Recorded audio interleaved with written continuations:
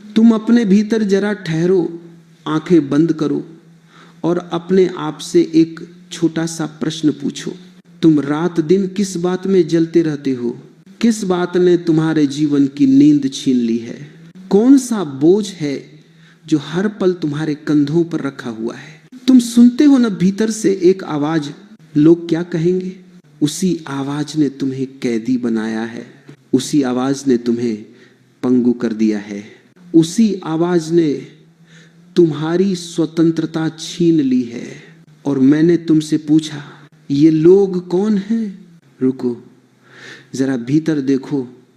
ये जो भीड़ तुम्हें घूर रही है, ये सब वही लोग हैं जो स्वयं हर पल डरते हैं कि तुम उनके बारे में क्या सोचोगे। तुम उनसे डर रहे हो, वो तुमसे डर रहे हैं। और इस डर की दीवारों से एक पूरा समाज बना हुआ है, एक ऐसा समाज जो जीवित नहीं है, बस कांप रहा है। तुम्हारी सारी भागदौड़, तुम्हारा सारा तनाव, तुम्हारे चेहरे की सारी थकान, सबका मूल कारण सिर्फ यही एक बीमारी है कि तुम दूसरों की नजर में अच्छा दिखना चाहते हो। तुम्हें अपनी आत्मा की परवाह नहीं, तुम्हें बस भीड़ की वाहवाही चाहिए। तुम्हारी आंखें अपने भीतर नहीं देखती, बस ये जानने में लगी रहती हैं कि बाहर तुम्हारे बारे में कैसी राय बन रही है।